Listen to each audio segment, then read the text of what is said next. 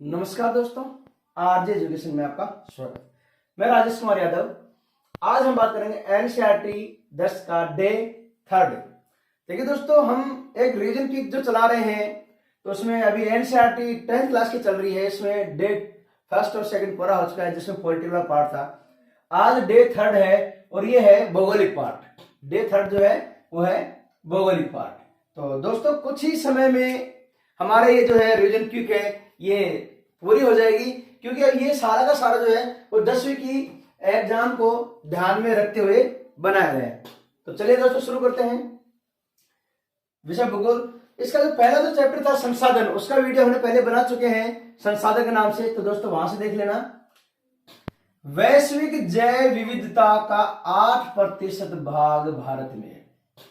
पूरी दुनिया में जितनी बायोडायवर्सिटी है उसका 8% भाग जो है वो भारत में पाया जाता है। पूरी दुनिया का जैव विविधता किसे कहते हैं? बायोडायवर्सिटी। किसी स्थान विशेष पर विभिन्न प्रकार की वनस्पतियों और पेड़ पौधों का पाया जाना क्या कहलाता है? जैव विविधता। जैव विविधता भारत में जैव विविधता के कुछ स्थल होते हैं जिसे हॉटस्पॉट बोलते हैं। हॉटस्पॉट भारत में जैव विविधता के 2 हॉटस्पॉट हैं। कौन कौन से? पूर्वी हिमालय और पश्चिमी घाट। सर्वाधिक जैव विविधता वहां पाई जाती है जहां सबसे ज्यादा बारिश हो, उष्णकटिबंधीय क्षेत्र हो, उष्ण आर्द्र मौसम हो और बारिश हो, वहां जैव विविधता। तो भारत में जैव विविधता पाई जाती है 8% पूरी दुनिया की। और 8% में कहां? पूर्वी हिमालय और पश्चिमी घाट। पश्चिमी घाट और पूर्वी हिमालय पर सबसे ज्यादा बारिश होती है। इसलिए भारत में जो वन आच्छादित भाग है वो कुल क्षेत्रफल का है 24.5%। राष्ट्रीय वन नीति के अनुसार 33% भूमि पर वन होने चाहिए, जबकि भारत का कुल भौगोलिक क्षेत्रफल है उसका लगभग 24.5% भाग पर क्या है? वन है, जो कि राष्ट्रीय वन नीति के अनुसार थोड़ा सा कम है। और ये लगभग कितना क्षेत्रफल है? तो वो है 8,07,276 वर्ग किलोमीटर। अर्थात कुल कितने क्षेत्रफल के ऊपर जो है वन है? 8,07,276 वर्ग किलोमीटर, जबकि भारत का क्षेत्रफल है 32,87,263 वर्ग किलोमीटर। तो लगभग चौथा हिस्सा जो है वो वनों का है, जबकि होना चाहिए 33%। अब ये जो 8,07,000 है, इसमें भी 12% भाग पर तो सघन वन है। 8,07,000 वर्ग किलोमीटर क्षेत्र वन है, इसका 12.4% तो सघन वन है और 9.21% खुले वन है। सघन वन और खुले वन। अब जो अंतरराष्ट्रीय प्राकृतिक संसाधन और संरक्षण संघ है IUCN, देखिए दोस्तों इसका पूरा नाम पूछते हैं। IUCN का अंतरराष्ट्रीय प्राकृतिक संसाधन संरक्षण संघ। और एशिया में पाया जाने वाला जो चीता है वो सबसे तेज दौड़ सकता है। उसकी जो गति है वो अनुमानित आंकी गई है सॉरी दोस्तों, एशियाई चीता है, उसकी अनुमानित गति आंकी 112 किलोमीटर प्रति घंटे की रफ्तार से। तो एशियाई चीता लगभग कितने किलोमीटर प्रति घंटा दौड़ रहा है? 112 किलोमीटर प्रति घंटे की रफ्तार से एशियाई चीता दौड़ता है। लेकिन भारत से एशियाई चीता 1952 से ही गायब हो गया। अर्थात 1952 में ही एशियाई चीते को लुप्त घोषित कर दिया गया। अब ये जो टाइगर प्रोजेक्ट है, इनको बचाने के लिए, बाघ को बचाने के लिए, जैसे कि एक बक्सा टाइगर रिजर्व क्षेत्र है जो पश्चिम बंगाल में, कहां पे है? पश्चिम बंगाल में बक्सा टाइगर रिजर्व। अब वहां पर डोलोमाइट का खनन होता है। डोलोमाइट एक खनिज पदार्थ है और इसका खनन होने से ये जो है टाइगर रिजर्व है ये खतरे में है, क्योंकि वहां सरकार ने खनन की अनुमति दे रखी है और इस अनुमति से हमारा जो टाइगर रिजर्व है बक्सा टाइगर रिजर्व वो खतरे में है। हिमालय यव, देखिए दोस्तों हिमालय यव एक वृक्ष है, ये बहुत ध्यान देने वाली बात है।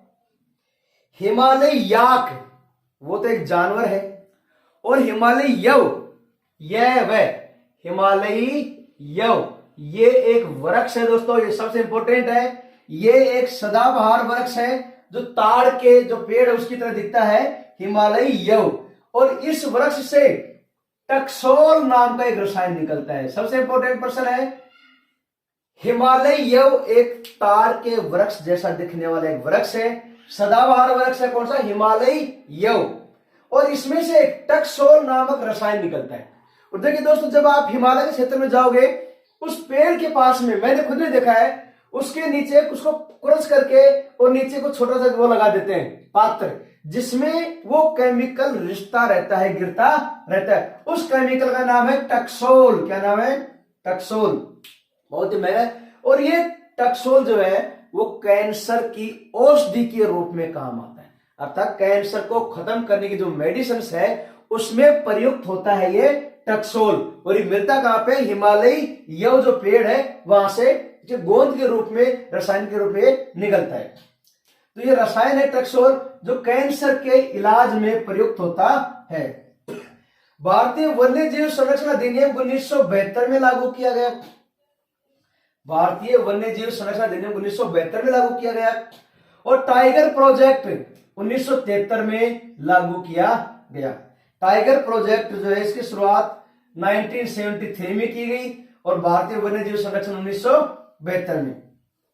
अब भारत के कुछ प्रमुख बाघ संरक्षण पार्क हैं जो बाघ संरक्षण केंद्र के रूप में स्थापित है, जैसे जिम कार्बेट उत्तराखंड में है। जिम कार्बेट बाघ के लिए फेमस है, उत्तराखंड में, और यहां पे नरभक्षी बाघ भी पाए जाते हैं। सुंदरवन, ये पश्चिम बंगाल में सुंदरवन, यहां पे मिलता है रॉयल टाइगर,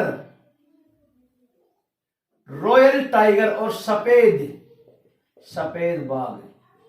रॉयल टाइगर और सफेद बाघ सुंदरवन में मिलते हैं, जो पश्चिम बंगाल में है। सरिस्का है वो राजस्थान में है, यहां पर भी टाइगर मिलते हैं। बांधवगढ़ जो है ये मध्य प्रदेश में है, बांधवगढ़। मानस जो है ये असम में है, ये भी एक टाइगर प्रोजेक्ट है, मानस। और पेरियार चीतों के लिए ये है केरल में। पेरियार कहां है? केरल में। अब इसके देखो, जीवों को बचाने के लिए कुछ प्रजातियों को जातियां हैं, वो भी काम करती है वन्य जीव संरक्षण के लिए। जैसे राजस्थान में बिश्नोई जाति है, हिरण को बचाने के लिए काम करती है। ऐसे ही राजस्थान के अलवर गांव में, अलवर जिले में, राजस्थान के अलवर जिले में 5 गांवों ने मिलकर 1200 हेक्टेयर क्षेत्र जो था उसको भैरवदेव डाकव सेंचुरी घोषित किया। भैरवदेव डाकव सेंचुरी। राजस्थान के अलवर जिले में 5 गांवों ने मिलकर 1200 हेक्टेयर में एक संरक्षित क्षेत्र बना दिया, जिसका नाम दिया भैरवदेव डाकव सेंचुरी। इसमें पेड़ काटना मना है, पशु चराना मना है, एक तरह से एक रिजर्व क्षेत्र हो गया। ये तो हो गए मेरे वन और वन्य जीवों के बात।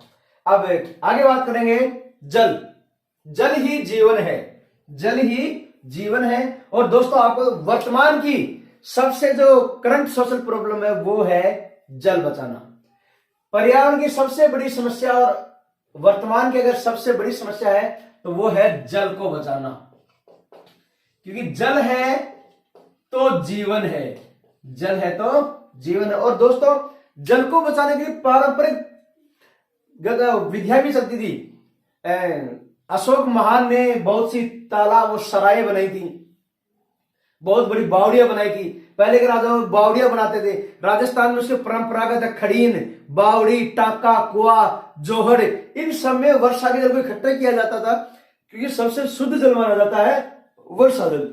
और आज जो है हमारे पारंपरिक जो संरक्षण है जल के, वो विलुप्त हो गए हैं या उनका रख रखाव नहीं हुआ, इसमें विलुप्त हो गए हैं। तो हमें जल की बहुत बड़ी समस्या का सामना करना पड़ रहा है। और राष्ट्र संघ की एक रिपोर्ट के अनुसार सन 2025 तक लगभग 20 करोड़ लोग हैं वो पानी के लिए तरसेंगे, अर्थात 20 करोड़ लोग जल की कमी का सामना करेंगे 2025 तक। तो वर्तमान में सबसे बड़ी जो कमी है वो है पानी की, और इसी पर सरकार को सबसे ज्यादा ध्यान दिया जाना चाहिए कि पानी का संरक्षण कैसे हो, वर्षा जल संरक्षण कैसे हो। जैसे तमिलनाडु है, तमिलनाडु सरकार ने अनिवार्य कर दिया है कि हर घर की छत का वर्षा का जल है वो इकट्ठा किया जाएगा हार्वेस्टिंग सिस्टम के द्वारा और उसको एकत्रित किया जाएगा। तो ऐसी ही जरूरत है, हर राज्य को वर्षा का जल इकट्ठा करने की विधियों पर काम करना होगा। राजस्थान में पानी भरने के लिए जो महिलाएं जाती हैं उसे बोलते हैं पणिहारी, और पणिहारी एक जो है गीत भी है, राजस्थान का एक लोकगीत भी है पणिहारी। और हरियाणा में भी एक जो है पनिहाली संबंधित एक गाना चला था, पानिहाली पानी प्रोजेक्ट। तो पनिहाली किसे कहेंगे? जो पानी भरने जाती है उन स्त्रियों कहते हैं पनिहाली। राजस्थान। अब बात करेंगे कि जल विद्युत। तो भारत में जितनी भी जो विद्युत उत्पादन होती है उसका 22% भाग है वो जल विद्युत से। भारत की कुल विद्युत उत्पादन का 22% भाग जल विद्युत है। एक योजना है JJM, जल जीवन मिशन। जल जीवन मिशन ये क्या, किसकी योजना है? ये है जल संरक्षण परियोजना। जल संरक्षण परियोजना JJM, जल जीवन मिशन। और इसका अनुमान है, JJM का, जल जीवन मिशन का अनुमान है कि भारतीय ग्रामीण परिवारों में 55 लीटर प्रति व्यक्ति को पानी की आवश्यकता होती है प्रतिदिन। तो एक परिवार में 5 सदस्य माने जाते हैं, तो लगभग 350 लीटर पानी जो है प्रतिदिन आवश्यकता होती है भारत में। जबकि हमारी जो पहुंच है वो है 25 लीटर की, जबकि चाहिए कितना? 55 लीटर। और मुश्किल से मिल कितना पाता? 25 लीटर। और अगर पश्चिमी राजस्थान की बात करें तो वहां पे एक व्यक्ति को औसतन जो है वो 10 लीटर पानी मिल पाता है प्रतिदिन। तो पानी को बचाने, जल को बचाने की पहले कुछ कोशिश की गई थी। जैसे हौज खास का निर्माण करवाया था इल्तुतमिश ने। हौज खास का निर्माण करवाया था इल्तुतमिश ने। पंडित जवाहरलाल नेहरू ने बहुउद्देशीय नदी घाटी परियोजनाओं क्या कहा? आधुनिक भारत के मंदिर। बहुउद्देशीय नदी घाटी परियोजना से तात्पर्य है कि किसी नदी के जल को रोकर बांध बनाया जाए, जिसे सिंचाई भी की जाए, जल विद्युत भी किया जाए और पीने के लिए भी जल मिले। तो एक से अधिक उद्देश्य हो गए, जल विद्युत, सिंचाई के लिए भी और पीने के लिए। तो उसे बोले बहुउद्देशीय नदी घाटी परियोजना, किसी नदी को रोककर बांध बना करके उस पानी का उपयोग करना एक से अधिक उद्देश्यों के लिए। तो पंडित जवाहरलाल नेहरू ने कहा कि ये आधुनिक भारत के मंदिर है। कौन सी? बहुउद्देशीय नदी घाटी परियोजना। और मैं कहता हूं कि भविष्य का ये एक बहुत बड़ा प्लान रहेगा, बहुउद्देशीय नदी घाटी परियोजना। नदी जोड़ो योजना अंततः भारत सरकार को लागू करनी पड़ेगी, क्योंकि नदियों का व्यर्थ पानी है वो समुद्र में गिरता है और भारत में पानी की सबसे बड़ी कमी है। तो नदी जोड़ो परियोजना जो है, जो हमारे श्री अटल बिहारी वाजपेयी का सपना था। देखिए अटल जी के 2 सपने थे, भारत जोड़ो यात्रा, स्वर्णिम चतुर्भुज, रोड परिवहन, और दूसरा था नदी जोड़ो परियोजना। ये उनका सपना था और अंततः ये सपने पर हमें काम करना ही पड़ेगा, क्योंकि जल की सबसे ज्यादा कमी है। सरदार सरोवर बांध जो है वो गुजरात में बनाया गया है, नर्मदा नदी पर है और ये 4 राज्यों की संयुक्त परियोजना है। कौन सी? सरदार सरोवर बांध परियोजना 4 राज्यों की है, महाराष्ट्र, राजस्थान, गुजरात और मध्य प्रदेश।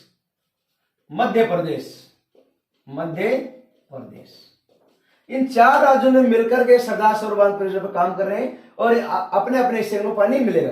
कृष्णा गोदावरी विवाद। देखिए दोस्तों, नदी घाट जो है इनके ऊपर भी विवाद होता रहता है। ये कृष्णा गोदावरी विवाद है, महाराष्ट्र, कर्नाटक और आंध्र प्रदेश। महाराष्ट्र, कर्नाटक और आंध्र प्रदेश के मध्य कृष्णा गोदावरी विवाद है। ऐसे विवाद बहुत सी नदियों के बीच में है। वर्षा का जो जल होता है उसे बोलते हैं पालरा पानी। वर्षा का जो जल इकट्ठा होता है उसे बोलते हैं पालर पानी। क्या बोलते हैं? पालर पानी। और ये जो पानी जो है ये किसी खड़ीन में, किसी जोहड़ में इकट्ठा हो जाता है। तो खड़ीन जो है, खड़ीन ये एक जल संरक्षण की एक तकनीक है। इसका आविष्कार किया था जैसलमेर के पालीवाल ब्राह्मणों ने। जैसलमेर के पालीवाल ब्राह्मणों ने। और खड़ीन जो है सबसे ज्यादा जैसलमेर बाड़मेर में पाई जाती है। ये जल संरक्षण की एक प्रविधि है, जोहर खड़ीन। और खड़ीन का आविष्कार किसने किया था? जैसलमेर के पालीवाल ब्राह्मणों ने। यहां से प्रश्न अक्सर आता है। तमिलनाडु में वर्षा जल घरों में एकत्रित करना अनिवार्य कर दिया गया है। और भारत में बांस ड्रिप सिंचाई मेघालय में की जाती है। बांस ड्रिप सिंचाई, ध्यान से सुनना, बांस की नली को एक पाइप के द्वारा, जो एक तरह से जो पाइप है वो बांस का पाइप बनाया जाता है और जहां पानी गिरता है वहां से उसको बूंद बूंद इकट्ठा करके सिंचाई की जाती है। बांस ड्रिप सिंचाई मेघालय में की जाती है, मेघालय में। तो दोस्तों ये था हमारा डे 3 एनसीईआरटी रिवीजन क्विक का। डे 3 था। कल बात करेंगे NCERT revision quick SST day 4। Video अच्छा लगा हो तो सब्सक्राइब जरूर करना दोस्तों। धन्यवाद। जय हिंद, जय भारत।